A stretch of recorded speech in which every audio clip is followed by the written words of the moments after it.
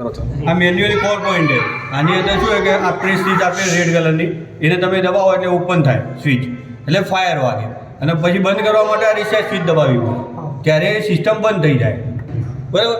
બીજી વસ્તુ કયા ફ્લોર ઉપર દબાવેલી છે, સ્વિચની અંદર એક ખાસિયત કેવી એક મેન્યુઅલીની અંદર કોઈ છોકરાએ 5મા ફ્લોર ઉપર દબાવી દીધી, તમને ખ્યાલ નથી તો 5મા ફ્લોર જ્યાં સિવાય બંધ નહીં થાય, અને જો કોઈ જે ફ્લોર ઉપર સ્વિચ હશે ને કન્ટિન્યુ લાઇટ ચાલુ રહેશે, અને પછી તો બી બંધ ના થાય તો તમારે પછી પેનલ ઉપર આવીને જ પેનલ રીસેટ કરવી પડે. બીજા ફ્લોર ઉપર આગ લાગી એટલે બીજા ફ્લોર એમાં કાચ આવે કે નથી આવતો? કાચ હશે જ અહીંયા, તો કાચ તોડી નાખવાનો ને આ ઓપન જ આવે. અત્યારે કાચ બ્રેક વાળા નથી આવતા. ઓકે, એટલે આ ઓપન જ આવે. હા, એટલે ખાલી આપણે લાલ કલરની સ્વિચ દબાવવાની, ઓકે, એટલે હૂટર વાગશે, હૂટર વાગશે, પછી બંધ કરવું હોય એટલે પછી રીસેટ મારી દેવાનું. ઓકે, એટલે એ જે ફ્લોર ઉપર થઈ ત્યાંથી રીસેટ થઈ શકશે. હા, ત્યાંથી થઈ શકે.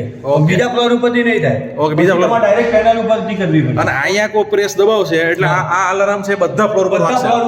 ઓકે, બધા ફ્લોર ઉપર વાગશે. ઓકે, પછી એ બતલાવશે કયા ફ્લોર પર આગ લાગી? ના, એ નહીં બતાવે. આ મેન્યુઅલ કયા ફ્લોર પરથી? ના, એ નહીં બતાવે. કારણ કે 5મા ફ્લોર પર આપણે દબાયું એ ખાલી જાણ પૂરતું જ છે. મેન્યુઅલી 4 પોઈન્ટ છે કે દરેક બિલ્ડિંગના દરેક ફ્લોર ઉપર મીન્સ આપણે ખબર નહીં પડે કે કયા ફ્લોર ઉપર આગ લાગી છે. એ આ સિસ્ટમમાં નહીં ખબર પડે. એ સિસ્ટમ એટલે મીન્સ આગ લાગે એટલે બધા એલર્ટ થઈ જવાનું ને ચેક કરી લેવાનું કયા ફ્લોર પર આગ લાગી છે.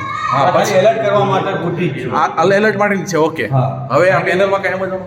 પેનલની અંદર જો કોઈ દિવસે તમારે કોઈ પેનલ વાગી જાય, એમાં ખાસ કરીને ચોમાસાની અંદર તમારી સિસ્ટમ ઓપરેટ થશે, કારણ કે પાણી છે ને એટલે ઓપરેટ થશે.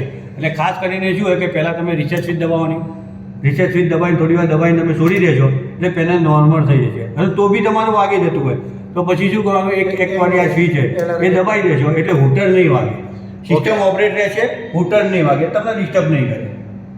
ઓકે, પછી તમારે પૂરી પેનલ બંધ કરી દેવી હોય તો પાવર સપ્લાય બંધ કરવો પડશે પહેલા. અને અંદર બેટરી બેકઅપ આવે, બેટરી બેકઅપને છેડા કાઢી દેવા પડે તો સિસ્ટમ બંધ થશે. ઓકે, આની અંદર આપણે અત્યારે ઓપન જ છે એટલે તમને બતાવી દઉં. બરાબર. આ બેટરી બેકઅપ છે, આ તમે આ પિન કાઢી દો એક પિન, એટલે એ શું હોય કે બંધ થઈ જાય, બેટરી બેકઅપ બંધ થઈ જાય, પાવર બંધ કરવો ઓકે, ઓકે, ઓકે, એટલે બંધ થઈ જાય. એટલે આપણે ઇમરજન્સીમાં રાખેલું છે કે કોઈ દિવસ પાવર ના હોય તો પણ આપણે હૂટર વાગે, બેકઅપ સપ્લાય વાગે. ઓકે, એટલે મેન છે કે જ્યારે શું કહેવાય ક્યાંય હૂટર ઓપરેટ થાય તો આ રીસેટ કરીને તમે શું કહેવાય ખાલી હૂટર બંધ કરી શકો. બંધ એટલે બંધ સિસ્ટમની બંધ થઈ જાય. આપણે કેવું હોય કોઈ બી વસ્તુ રીસેટ કરતા હોય, કોમ્પ્યુટર રીસેટ મારીએ, આપણે મોબાઈલ રીસેટ મારીએ, કેવું થાય મોબાઈલ આખી સિસ્ટમ બંધ થઈ પછી સિસ્ટમ પાછી નોર્મલ ઓપરેટ. પણ માન લો કે બીજા ફ્લોર વાળાને આગ લાગી, એને આ દબાયું, હા, અહીંથી તો પછી આ રીસેટ કર, અહીં તો પછી રીસેટ દબાવવાની એટલે સિસ્ટમ નોર્મલ. તો પછી તો ત્યાં પછી એકનોઝ કરવાની જરૂર છે બીજા ફ્લોર પર પછી નહીં જવાનું. ઓકે, અહીંયા રીસેટ કરી દીધું એટલે પછી ક્યાંય રીસેટ કરવાની જરૂર કોઈ નથી. જગ્યા નથી. પણ અને પછી તમારે કેવું એવું છે પછી જો પણ હૂટર વાગતું હોય તો આ દબાઈ દેવાની, એકનોઝ કરી દેવાની. હા, અને અહીંયા આ બધું છે એનું શું કારણ કે એ ખાલી આ ઝોન બતાવેલા હોય, પણ ઝોન એક જ ઝોન આપણે ચાલુ હોય, આપણે એક જ જો ચાલુ છે. ઉપરથી નીચે એક જ ઝોન ચાલુ હોય. તમે કે બીજા ફ્લોર ઉપર લગાવી તો તમને ફ્લોર ના બતાવો, ફ્લોર ના બતાવો. એને સિસ્ટમ શું કામ? ખાલી મેન્યુઅલી પબ્લિકને જાણ કરવા પૂરતી જ હોય. અકસ્માત થયો હોય એ ખાલી તમે વગાડો સિસ્ટમ એટલે બધા ખબર પડે કે આપણી બિલ્ડિંગમાં અકસ્માત થયો હોય. બીજું કે રીસેટ છે ને આપણે જે ફ્લોર પર જેને દબાવ્યું છે એ ફ્લોર પરથી ફરી આપણે રીસેટ કરવું તો કરી શકશું, એના સિવાય બીજા કોઈ ફ્લોર પરથી રીસેટ નહીં થાય. હા, એટલે બીજા ફ્લોર પરથી નહીં થાય પણ આ મેઇન પેનલ પરથી અહીંથી થશે reset.